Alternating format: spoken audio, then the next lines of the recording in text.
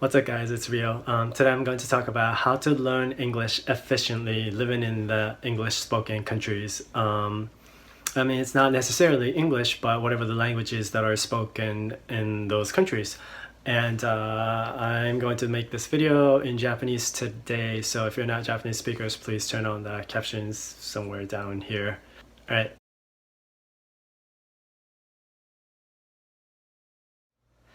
留学、ワーホリ、駐在などいろいろ理由はあると思うんですが、海外生活をする上で、目的もいろいろだと思うんですが、今回はその英語を目的とした場合に、一応重要な点というか、どのように、英語を勉強すれば効果的にちゃんと英語を上達させることができるかということについて、話したいと思います。ざっと自分の、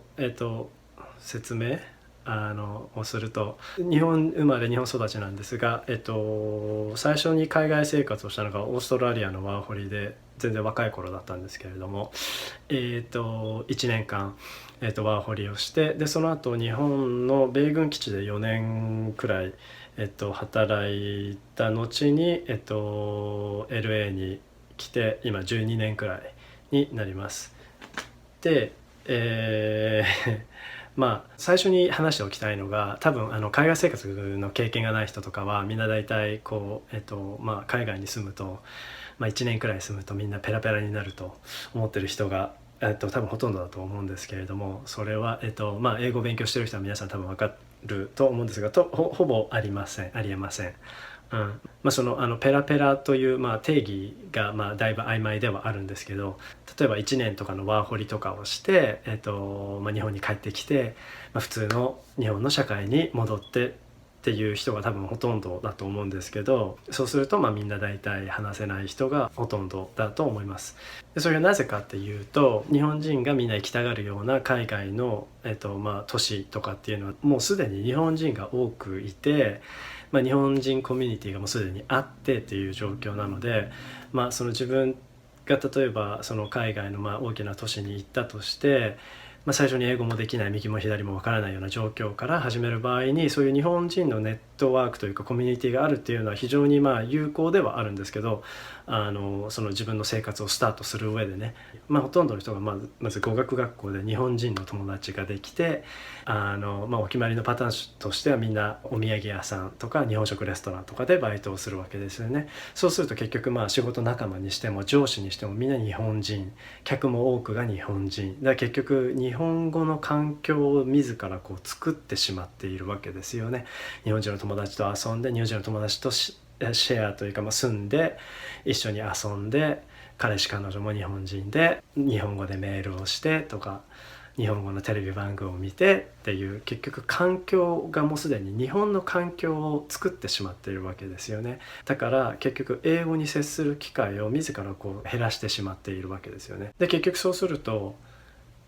住んでる場所が違うだけで日本の英会話スクールに通っていることと変わらない状況になってしまうんですよね。日本語に囲まれた生活で英語を勉強して、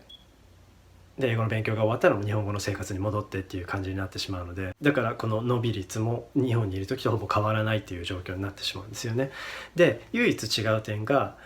しばらく数ヶ月とか例えばそういう生活を続けることによって、多くの人が例えばレストランでオーダーを取れるようになったりとか、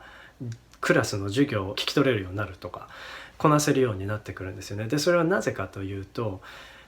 その必要最低限の英語で過ごさなくちゃいけない環境じゃないですか。語学学校とかレストランでオーダーをする状況とかっていうのは結局避けて通れない状況なわけですよね。そうすると自分をこう強制的に英語を話す状況に置いているわけなんですよね。だから強制的に聞かなくちゃいけないし、言わなくちゃいけないから、そういう状況下でしばらく過ごすことで、その状況下で使われる英語に慣れてくるんですよね。例えばレストランでのオーダーの仕方とか、レストランで使う単語とかフレーズとかに慣れてきたりとか、もしくは学校で使われるようなフレーズとか単語とかに慣れてくるから、そういう単語が聞き取れるようになるし使えるようになる。でそこなんですね、ポイントは。結局英語ができるようになるできるようにならないっていうポイントがこれなんですよね。この強制的な環境づくりっ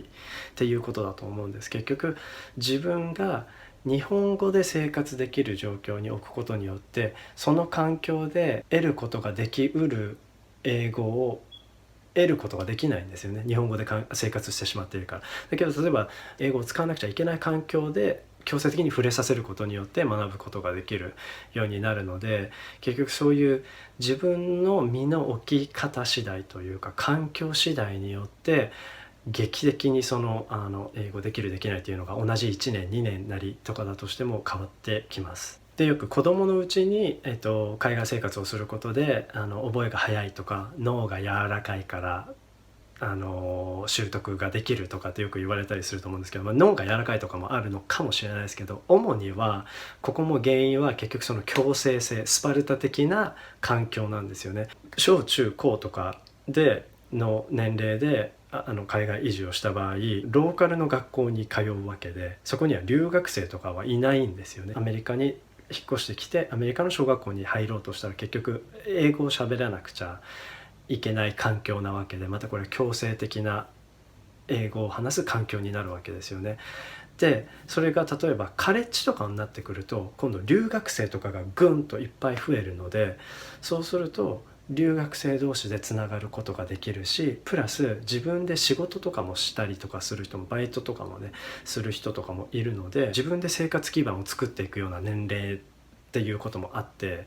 日本語に接する機会を自ら増やしてしまうけれども、小中高との違いは小中高とかだと自分で生活基盤を整えたりとかしない。生活基盤を整えるのは親ですよね。だから結局親は日本語での情報を得ようとするから、いつまでも親の方が日本語が同じ期間住んでるのに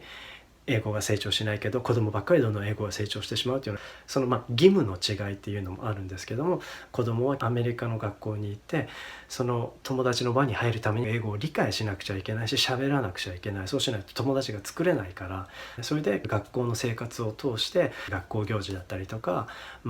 例えば宗教的なことからアメリカ文化、例えばサンクスギビングとかクリスマスとかいろいろバケーションだったりとかテストのことだったり流行ってるものとか SNS とかそういういろいろなことを遊びとかも通していろいろな環境の英語に触れることができるので、もう日本語を使うのっていうのはもう家でしかないわけですよね。親と話す時とかしか。だからそうすると今度は逆にバランスが悪くなってしまうから週末に日本語学校に行かせたりとかっていうことにもなるんですけど、だからやっぱり環境の違いですよねっていうのが本当に大きなポイントになってくると思います。で例えば LA に限って言うとコリアタウンとかチャイナタウンとかがあるんですね。すごく大きな。でプラスメキシコ人とかも非常に多いんですけれども、アメリカっていうのはまたちょっと他の国と移民的なものでだいぶ環境が違うとは思うんですが、例えばコリアタウンとかでいうと韓国人のおじさんおばさんとかがコリアタウンに住んでいてコリアンレストランをやっていて、もちろん韓国人のネットワークとかコミュニティのみで生活をしているので、そういう人たちはもう英語ができないんですよね。だから例えばすごいハードコアな韓国語だけでしか書いてないレストランとかに入ると全然コミュニケーションができないみたいな状況になったりすることも非常に多いです。でメキシコ人に関しては、多く住んでるエリアとかはあるけれども基本的にはもう至る所にいて、結局そのカリフォルニア自体が、アメリカ自体がそうなのかもしれないですけどもうスパニッシュフレンドリーすぎる環境にあるんですよね。例えば何かのものを買ったりとかしても英語の横にスペイン語で説明が書いてあったりとか、同じことがね。あとは電話とかをするとよく英語の場合は1番、スペイン語の場合は2番とかっていう、そういうもう英語とスペイン語っていう大体その2カ国語を用意されている状況が非常に多くって、だからそうするともうメキシコからの移民とかはみんなそれに期待してしまって、それに頼ってしまって自らそういう英語を勉強しようという機会を失ってしまうというか、そういう気持ちにならないんですよね。どこに行ってもスペイン語がある環境が用意されてしまっているので、だからよく街中とかお店とかで例えばウェイターウェイトレスとかにしてもお店のスタッフとかにしてもスペイン語できますかとか突然言われて、メキシコ人の人がスペイン語できますかとか突然言ってきたりとかする状況とかもよくあります。だからそういう状況が結局英語を勉強できない状況にしているっていう非常に分かりやすい例だと思います。でよくね、日本人のいない町に行きたいとか、ファームステイとかをして日本人のいないところに行きたいとかいう人がいると思うんですけど、その試み自体は非常に有効だと思います。ただその場に行って本当にだから日本語と触れない環境を作ることですよね。そこの場に行っても結局日本のテレビ番組を見たり、日本人と友達と電話で話したりとかっていう日本語ばっかりの環境を結局作ってしまったらあんまり意味がないことになってしまうので、あとワーホリとかでよくありがちなのがラウンドって言ってまだ未だにやってる人多いのか分かんないけど、僕なんかがいた頃は、2000年とか頃だったんですけど、みんな旅に出るというかぐるっとオーストラリアを回る人が多くって、そういう旅に出たりとかするのとかも友達とか彼氏彼女とかとするのではなくて一人でやるとかっていうのはすごく有効だと思います。僕も、途中まで半分は友達としたんですけど、残り半分は全部一人でやってヒッチハイクしたりとかして、それこそ本当に強制的に英語を使う環境でラウンドをしたので、すごく楽しかったしいろいろな経験もできたし、そういうやっぱりね、ある程度どこかで線を引くっていう必要があると思います。僕とかも英語目的でワーホリをしてたので、結局英語目的じゃないワーホリしてる人たちもすごく多いから、サーフィンしに来てる人とかもすごく多いから、そういう人たちとかとつるんで遊んだりするのも楽しいんだけど、僕の場合はここサーフィンしに来たんじゃない、英語を勉強しに来たからってどこかでやっぱり線を引く、自分で英語の環境に身を置く、勇気というか行動力ですよねを持つ必要があるんではないかなと。それがすごく決定的にその英語できるできないの最終的な違いにつながってくると思います。バイトとかも僕はそのワーホリの時も、お土産屋とか日本食レストランでバイトするのは絶対嫌だったので、自分でそれこそ本当にレズメを作って現地のカフェとかに、そんなに対して英語もその時点ではできなかったんですけど、飛び込みでバイト募集してませんかとかっていうのを自分でどんどん行って、で結局一つ